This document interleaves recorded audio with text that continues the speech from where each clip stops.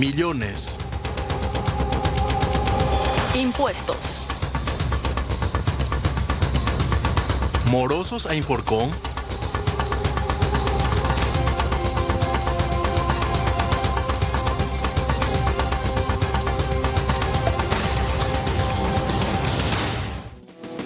Muy bien, 19:05, estamos empezando Puntos de Vista. ¿Qué tal, Fer? ¿Cómo estás? ¿Qué tal, Diego? ¿Cómo te va? El Bien, saludo bien. también para todos los televidentes del otro lado. Gracias por la sintonía, como siempre. En un ratito empezamos a hablar del tema Municipalidad de Asunción, la deuda de los contribuyentes, qué puede pasar con esto, todo eso en un ratito, y el temor del famoso Inforconf, Sí. por ejemplo, entre otras cuestiones las que te puede llevar una deuda. Ese es uno de los temas principales de hoy, pero también tenemos agenda política que queremos actualizar porque hay forzosamente incorporaciones en Cámara de Diputados. Sí, señor. Vamos a estar hablando, de hecho, de lo que tiene que ver con la suplencia de Eulalio Lalo Gómez. Hay una insistente puja que se da, podemos decir, desde el departamento de la Mambay respecto a estos... Sí. A esto Una que va a discusión, pasar. digamos, ¿verdad? Sí. A ver, ¿cómo empezamos todo? Y queremos compartir a continuación lo que decía Luis Guillén. Él es abogado, se presentó hoy en la Cámara de Diputados queriendo anunciar o solicitando la impugnación De la contra... designación, Exactamente, de la designación de Santiago Benítez. que es el sucesor Sí. de Lalo Gómez. Es el primer suplente Correcto. de la ANR por el departamento de la Mambay. De hecho, él fue electo y proclamado por la justicia electoral para la suplencia eventual que se podría llegar a necesitar para ese departamento en la Cámara de Diputados. Y este es el pedido que presenta el abogado Luis Guillén. El día de hoy, esto era lo que decía él al momento de llegar en la Cámara de Diputados. Él mismo tiene un impedimento constitucional atendiendo que es dueño de una emisoria radial en Pedro Juan Caballero, específicamente Imperio FM 106.7, y el artículo 197, numeral 9, habla claramente que ni diputado ni senador puede ser ni diputado ni senador que tiene un medio de comunicación. Existe precedente, ¿verdad?, con Nicanor Duarte Fruto, con Horacio Manuel Cartes en el Senado, en este caso, con Bururú, lo último, que también ellos fueron electos y proclamados y tampoco pudieron jurar porque tenían un impedimento, uno legal y los dos constitucional. Yo soy un movimiento de honor colorado, ¿verdad?, pero eso no implica que yo no pueda reclamar mi derecho. Yo creo que legítimamente puedo reclamar esta banca, atendiendo que tuve 10.768 votos, ¿verdad? Fui el segundo más votado en el departamento de la Mambay. Y como nosotros no tenemos un segundo suplente, lo que busca el artículo 4 de la ley electoral es la legitimidad y la legalidad, ¿verdad? O sea, que se deciden votos, ¿verdad? Y yo tuve suficiente votos para poder reclamar esta banca. Se venía especulando con que había una intención política de correrlo a Benítez por sus declaraciones. Porque él dijo que no iba a formar Sí. parte de la bancada oficialista en diputados como sí lo Sí. era Lalo Gómez. Acá cuando habló con nosotros incluso fue fuerte, porque apuntó a dirigentes colorados que decía le ofrecieron plata, o le pidieron plata, mejor Le dicho, pidieron.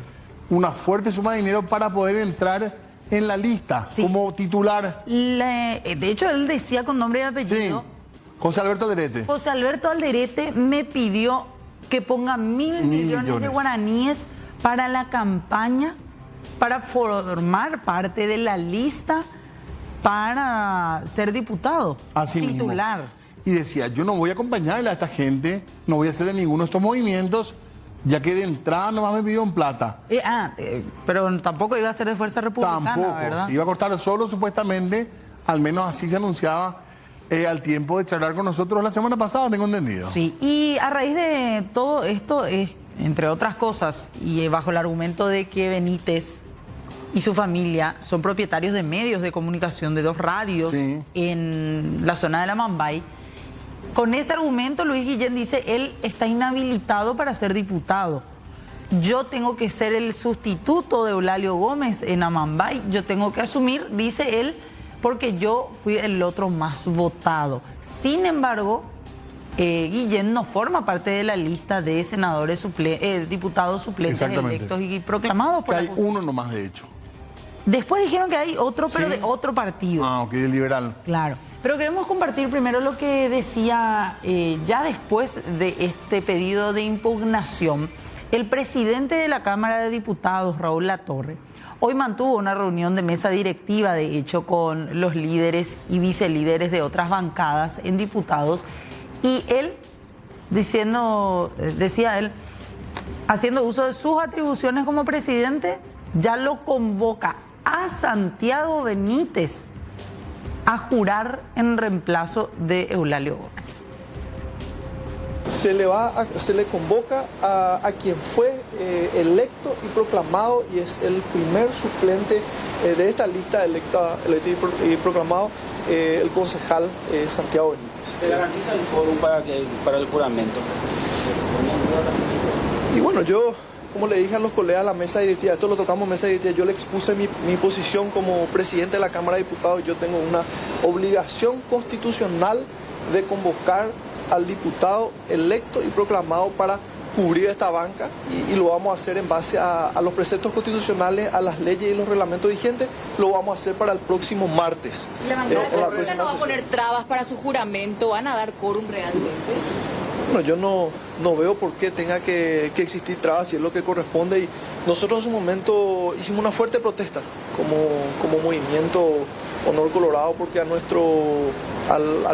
actual presidente del partido, el expresidente de la República, que había sido un senador electo y proclamado, nunca se le permitió ocupar su banca. Y bueno, bajo esa lógica nosotros no vamos a repetir eso. El planteamiento de Luis Guillem no va a ser tenido en cuenta, que pidió también asumir la banca como supuestamente diputado segundo Más votado. Más votado. Nosotros vamos a proceder conforme yo, desde la presidencia de la Cámara, voy a proceder conforme me dicta la Constitución, las leyes y los reglamentos vigentes, que es convocar al primer El suplente. martes próximo ya se le convoca. El martes próximo le vamos a estar convocando. El presidente no va a formar parte de la bancada de Honor Colorado. De Lalo Gómez. No va a formar parte de la bancada de Honor Colorado el señor Santiago Benítez. Bueno, yo creo que esa es una de qué bloque a qué bloque va a pertenecer, cuál va a ser el sentido de sus votos. Creo que esa es una pregunta que hay que hacerle al diputado. Él no tiene habilidad por el tema de del supuesto medio de comunicación que está a su nombre. ¿Se averiguó eso por lo menos? ¿Se descartó? Bueno, nosotros no tenemos información concreta de ningún tipo de inhabilidad que existe, y vamos a proceder conforme a los preceptos constitucionales y legales. Por suplencia, diputado, lo que tiene que ver con Santiago Benítez, muchos dicen que en realidad no lo convocaron a jurar porque su pecado es haber dicho que no iba a ser del oficialismo. Que no es cierto. Está Raúl Latorre entonces hablando de lo que ya va a ser la convocatoria entonces. Sí. Hoy en día la Cámara está con 79 miembros. De hecho, que muchos reclamaban ayer en la sesión porque ya iban 2 sesiones que estaban sesionando y que estaban aprobando proyectos, siendo 79 nomás. Es irregular. Claro. Es más, en casos anteriores hemos visto que el suplente estaba, bueno, no en un caso tan dramático como este, Claro. ¿verdad? Pero en otros casos el suplente estaba ahí mismo, ¿verdad? Sí. O la persona que iba a asumir. Por eso es que muchos decían, ¿por qué no se lo convocó ya antes? El curol de Katia, ¿cuánto tiempo estuvo vacío? Segundos. Segundos, exactamente. Aparte de eso, decían algunos, y volviendo nada más al pedido de impugnación para que no jure Santiago Benítez como siguiente en la lista, decían algunos diputados, y vamos a compartir enseguida lo que mencionaba Antonio Busarquis, hay antecedentes de personas que en caso de que no pudiera jurar el suplente de su partido o que no tuviera luego suplente de su partido, asumía otro de otro partido. Correcto. Y el siguiente de Amambay, o la siguiente de Amambay como suplente de la Cámara de Diputados, es Carolina Yunis de Acevedo. Correcto. El actual ya es Acevedo también. Ayala Acevedo, Sí, el diputado de Sí. Amambay. Y sería otro Acevedo. exactamente, que es esposa de Ronald Acevedo. Claro, porque hay un suplente por partido nomás en estos casos. Sí, pero en este caso decían, igual que el caso Payo, Ok. Paraguayo Cubas no tenía senador Suplente, claro. Era él y nadie más. que haya sido electo y proclamado. Ajá. Entonces, cuando se lo expulsa a Paraguayo Cubas, asume en su lugar Fulgencio Rodríguez. Y eso decía Busarquis. Busarquis decía, hay un precedente, en todo caso, si no puede jurar el Colorado, el suplente Colorado, que jure Por impedimento.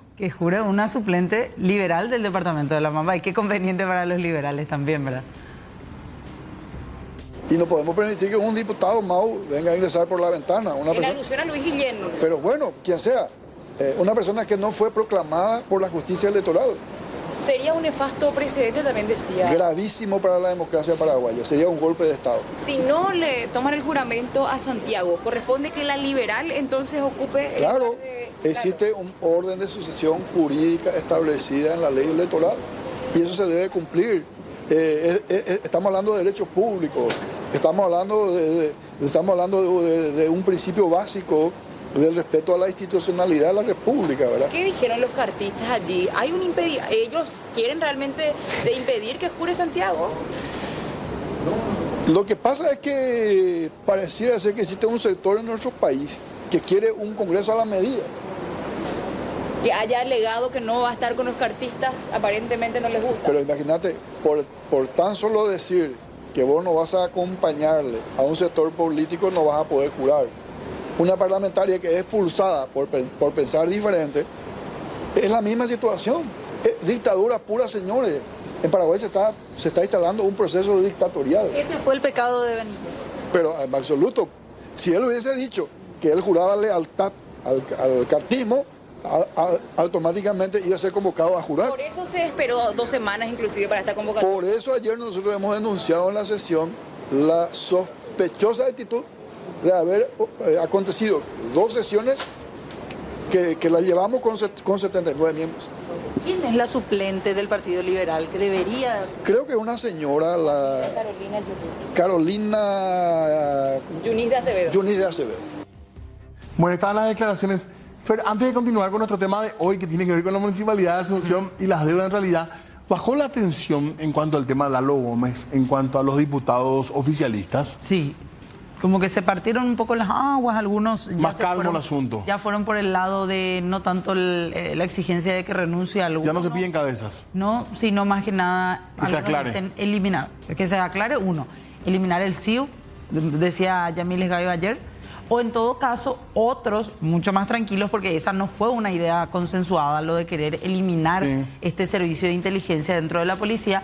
Otros, como el propio Latorre, proponían más que nada una reforma, que no estaban de acuerdo con eliminar un órgano tan sensible y de inteligencia dentro de la policía como el CIU, sino ir haciendo las adecuaciones correspondientes. Pero la cabeza de Riera ni del comandante ya no se pidió hoy. Como que más calmo. Mesurado ya. Para continuar hablando de eso después, por supuesto, porque les decíamos que tenemos un tema municipal hoy como tema central de puntos de vista. Así es, y ya queremos saludar a nuestro invitado aquí que nos acompaña, el profesor doctor Mario Balbuena. Él es el director de Relaciones Interinstitucionales de la Municipalidad de Asunción. ¿Cómo le va? Gracias por venir. Muy buenas noches, muchas gracias por la invitación, un cordial saludo a la amable audiencia en todo el país de C9N. Sí. C9N. Gracias, doctor, por estar con nosotros. Por favor, un placer y muchas gracias también por incluir en la agenda informativa primero estos temas tan importantes dentro de lo que es el desarrollo de la vida política de la capital, pero por sobre todo en la organización económica de la administración municipal de la ciudad de Asunción. Está mal la municipalidad en cuanto a números, ¿verdad? Hay un problema de plata. Y si te puedo responder de una forma jocosa para graficarte la cuestión, lo hago.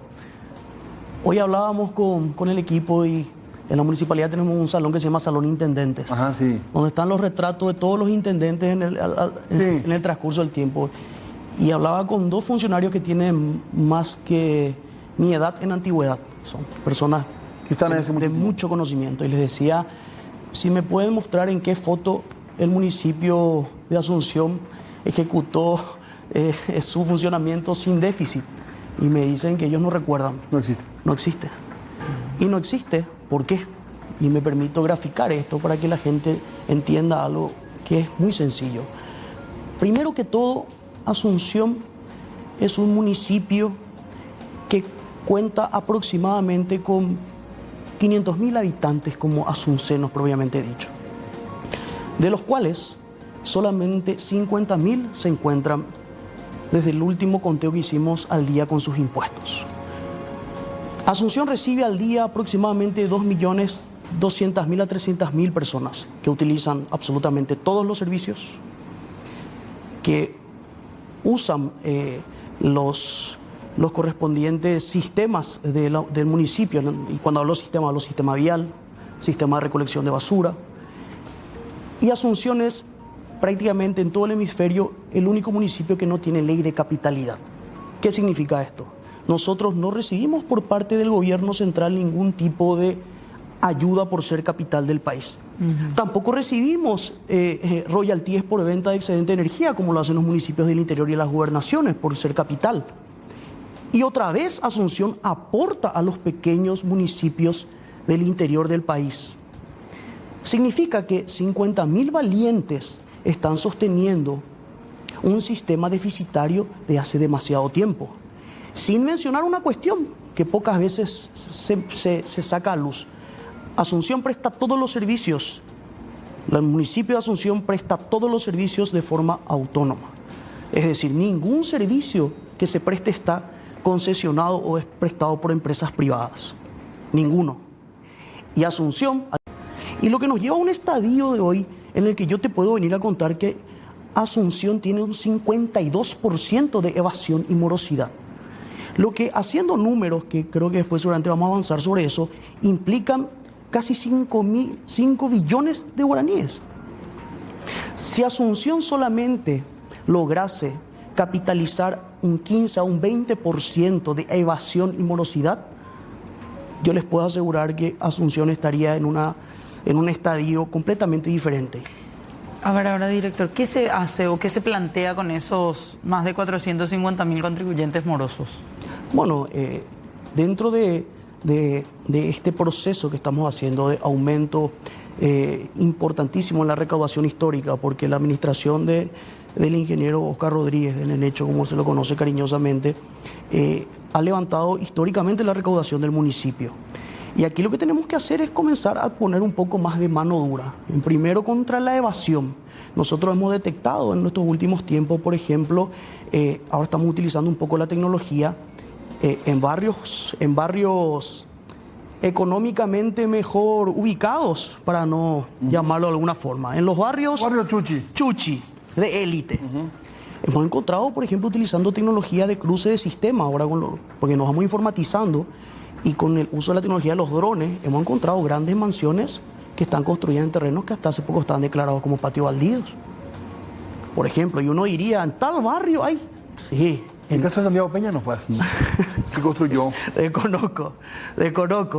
Pero por darte un ejemplo... construyeron un terreno que era municipal y regularizó, hombre, ya. Podría ser, no conozco el caso, pero aparte, y no solamente eso, tenemos grandes supermercados, tenemos grandes centros comerciales. ¿Que construyen? O sea, sí, que adeudan haberes de todos los tipos. ¿Y por qué no se puede cobrar? Porque, perdón, con el ejemplo nomás, sí. Yo estaba pensando mientras que hablábamos. Sí. Por ejemplo, el tema de los contribuyentes de Asunción.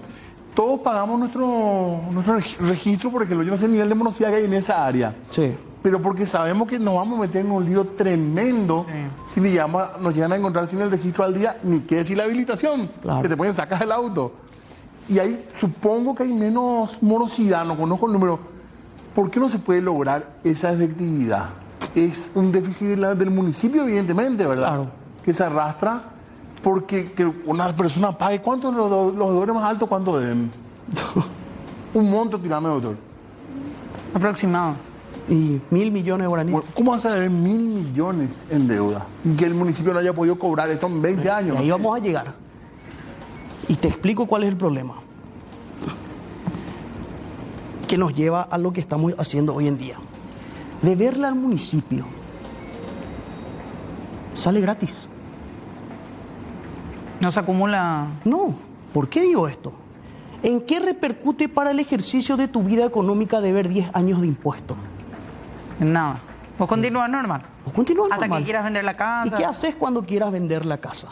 Te apersonás, pagas, te acoges a la prescripción, donde la mayor cantidad de años que debiste, por ley, te acoges, que es a pedido de parte, inclusive te puede dar el lujo, porque el municipio tiene fraccionamiento, la posibilidad de fraccionar sus impuestos todo el año. Y a veces inclusive le decía al que va a comprar, yo debo 4 años, y bueno, tranquilo, yo te pago eso.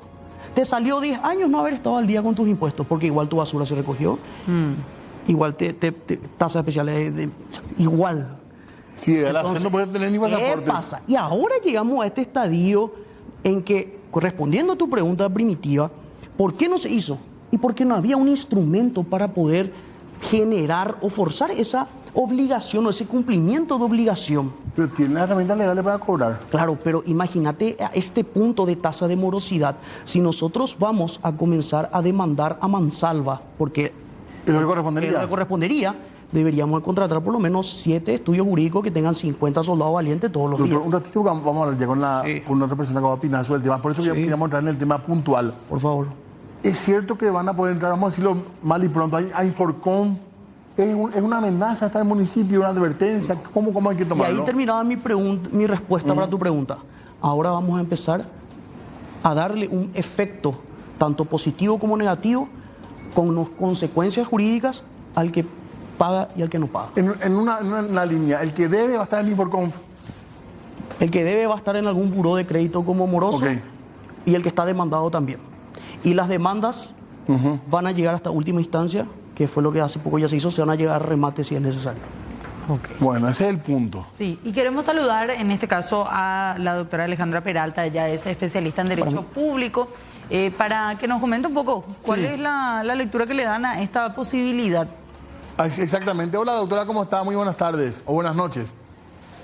¿Qué tal? Buenas tardes para ustedes, un gusto, un placer compartir.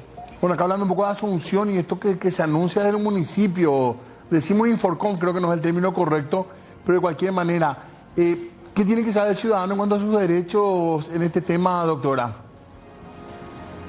Bueno, escuchando aquí al entrevistado hablar un poquitito de la alta tasa de morosidad de los contribuyentes y teniendo en cuenta que los tributos son una obligación, ¿verdad? Tenemos que partir de esa base. Los tributos no se discuten, son una obligación para los contribuyentes, pero existe lastimosamente una cultura de la morosidad. Los paraguayos y paraguayas nos caracterizamos por no querer pagar nuestros impuestos. Y esto tiene evidentemente toda una historia detrás, toda una historia de larga data de corrupción por parte de nuestras autoridades. Existen otros países en los que uno se siente contento al pagar sus impuestos, incluso mucho más alto de el porcentaje de impuestos que pagamos en Paraguay en materia de impuesto al valor agregado, por ejemplo. Hay países que pagan hasta el 40%, pero lo hacen con gusto, porque saben que van a tener salud pública de calidad, saben que van a ir a encontrar los medicamentos, saben que van a recibir un trato digno cuando entran a los hospitales. España, por ejemplo, se caracteriza por un nivel de salud pública bastante elevado. Lo mismo también en seguridad. Uno sabe que va a salir y va a volver a su casa, y en materia educativa también sabe que va a enviar a sus hijos a colegios públicos de calidad que son altamente competitivos, incluso mejores que los colegios privados. Entonces uno se siente orgulloso que su hijo vaya a un colegio público en otros países porque sabe que va a recibir una mejor educación que aquel chico que va a un colegio privado.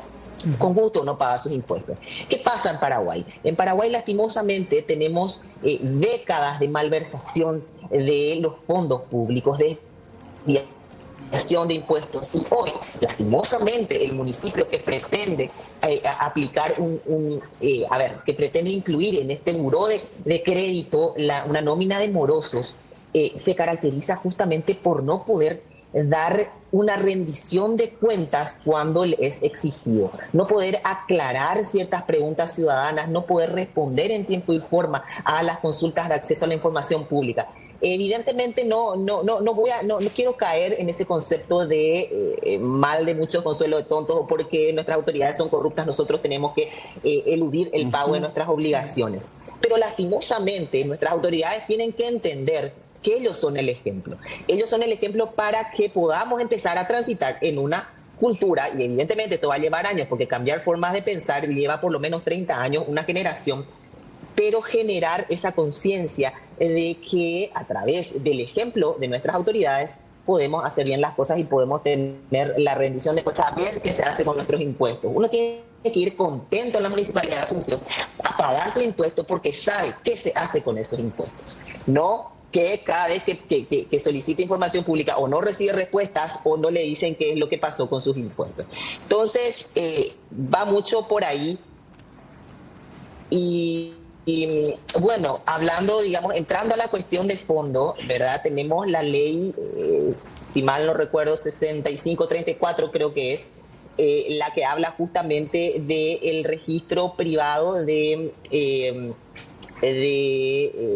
datos personales crediticios, la ley de protección, perdón, de datos personales crediticios, y que en el artículo 6 habla justamente sobre un concepto que no podemos dejar de lado al analizar la posibilidad de la inclusión en un buro de crédito, sea el de Inforcon, o sea cual fuera, que es la del consentimiento informado, ¿verdad? ¿Y qué es lo que dice este artículo 6 de esta ley? Dice que toda persona tiene derecho a ser informada en forma expresa y clara sobre la finalidad que se dará a los datos personales requeridos sobre ella, a fin de manifestar expresamente, dice, su consentimiento para la obtención y utilización de sus datos personales, el cual deberá ser expreso e inequívoco, en condiciones que no admitan dudas de su otorgamiento, y deberá constar de manera escrita, electrónica, digital u otro mecanismo fehaciente. El consentimiento podrá ser revocado de forma expresa en las mismas condiciones a título gratuito, pero esto evidentemente no significa que va a tener efecto retroactivo. Y en la última parte dice, en todos los casos el responsable del tratamiento tiene la carga de demostrar que el titular de los datos consintió el uso de sus datos personales. Por eso solemos ver nosotros y quienes firmamos alguna vez algún pagaré, alguna solicitud de crédito, que tenemos ese conocimiento informado y que firmamos nosotros el consentimiento de que nuestros datos se incluyan en la base de datos de Inforcon, ¿verdad? Entonces, evidentemente no se puede dejar de lado el hecho de que uno tenga que consentir previamente, porque eso es lo que dice la ley. No podemos apartarnos del texto de la ley y mucho más cuando se protege un derecho humano que es la protección justamente de datos personales. No tenemos en Paraguay una ley especial de protección de datos personales. Esto se peleó varias veces, se presentaron varios proyectos en el Congreso Nacional, lastimosamente sin suerte, pero sí contamos con esta ley, que repito, es la 6534 creo, que habla específicamente del consentimiento informado, y es algo que evidentemente no podemos dejar pasar de lado, porque ya se plantearon incluso contra varias empresas acciones de inconstitucionalidad, creo que contra telefonías, por incluir datos en la base de Inforcon sin contar con ese consentimiento informado previo del cliente. Entonces, esas inconstitucionalidades planteadas evidentemente reconocieron el derecho del usuario de que no se ingresen esos datos sin previamente dar ese consentimiento. Buen punto, doctora, para hablar y para charlarlo un poco más. Totalmente. Bueno, le agradecemos, doctora, porque sabemos que está un poco corta de tiempo, así que gracias también por sumarse a esta conversación.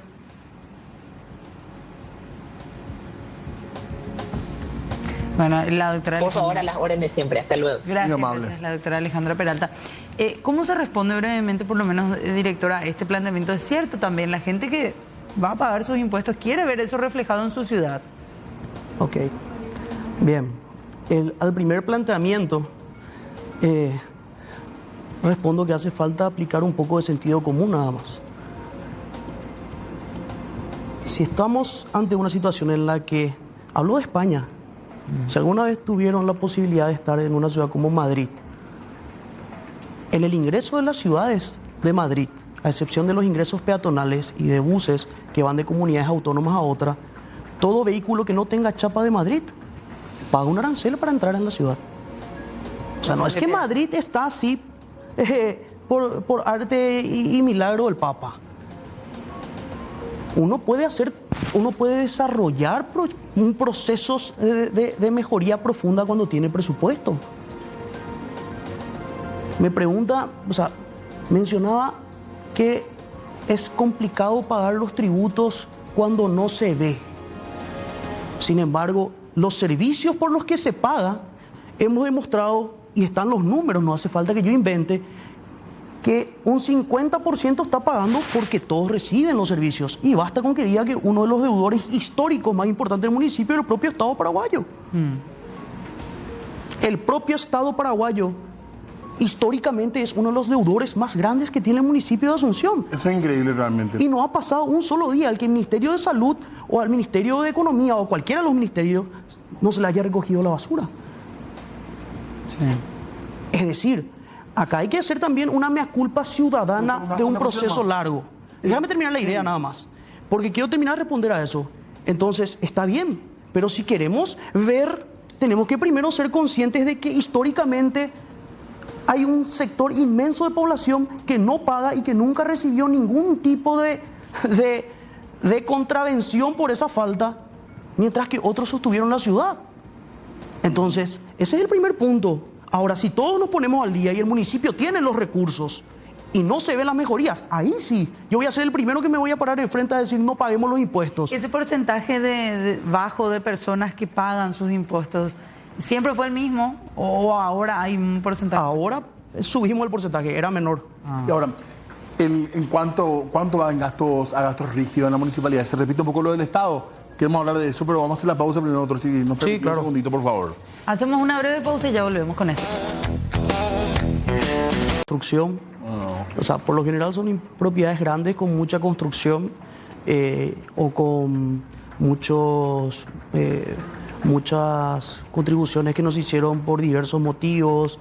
Por ejemplo, tenemos casos de gente que construyó mucho con impuesto a la construcción, abonaron, por ejemplo, el primer porcentaje, se hicieron un enorme edificio de muchos departamentos y luego se olvidaron de dónde quedaba la municipalidad. Pero esto no suele ser tierra ociosa, digamos, ¿no? Un baldío no suele ser, ¿verdad? No. Esto es más bien construcción. Todo lo contrario. Sí. Ok. Queremos compartir más placas también, porque estamos hablando solamente de personas, así contribuyentes particulares, inmobiliaria sudamericana, que desde el 2018 alcanza a adeudarle a la municipalidad más de 2.337 millones.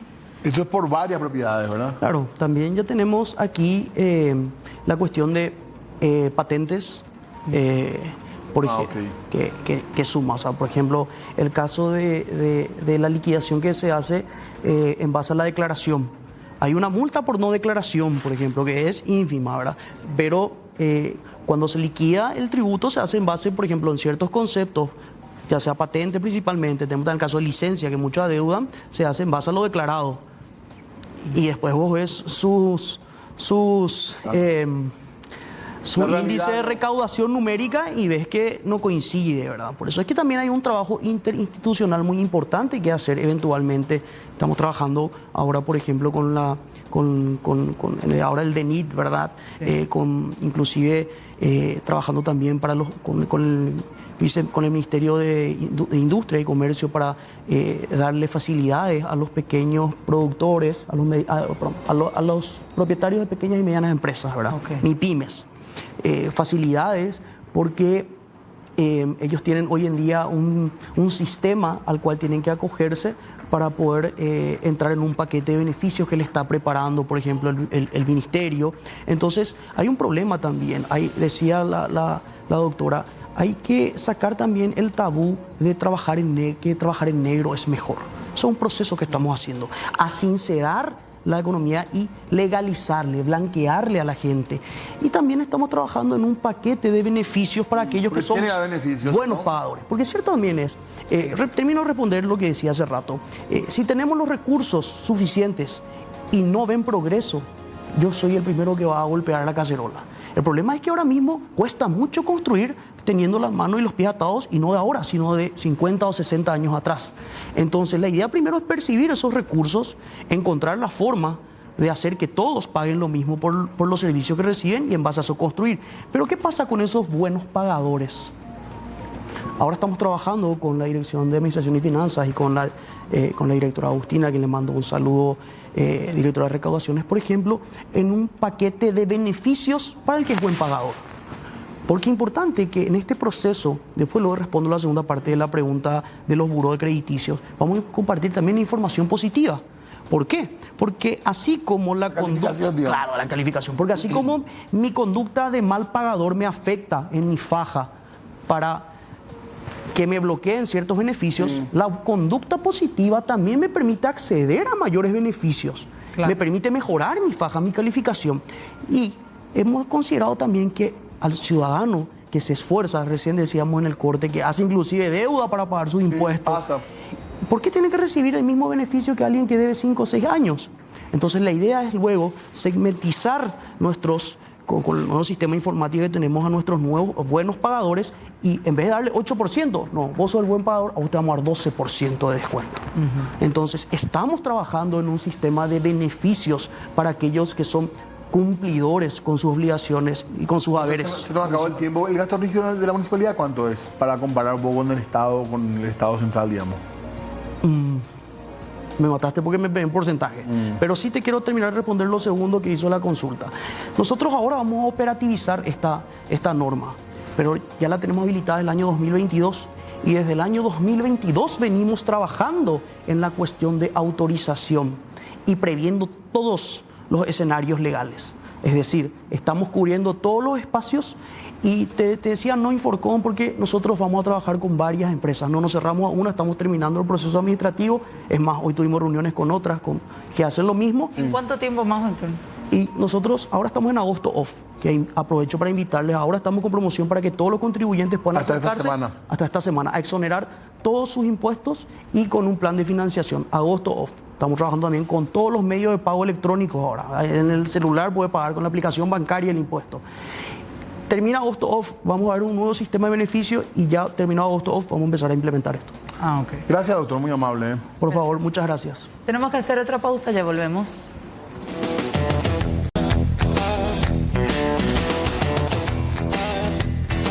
Muy bien, nos queda un segundito de programa, Fer, para terminar con la noticia política. Sí, exactamente. Ya se viene en instantes la información con más noticias, con más invitados y debate, pero antes queremos despedirnos con lo que decía hoy Natalicio Chase, después de que muchos le cuestionaban cuál era su nivel de relacionamiento con Eulalio Gómez, los reclamos de la familia por no haber siquiera mandado un mensaje a los seres queridos, a los allegados de quien fuera su dupla prácticamente en Amambay para la campaña. Asimismo, sobre el punto, dijo que entiende el dolor de la familia y que están en su derecho de expresar lo que sienten, pero de ahí a la realidad es otra cosa, decía el líder hoy de Honor Colorado.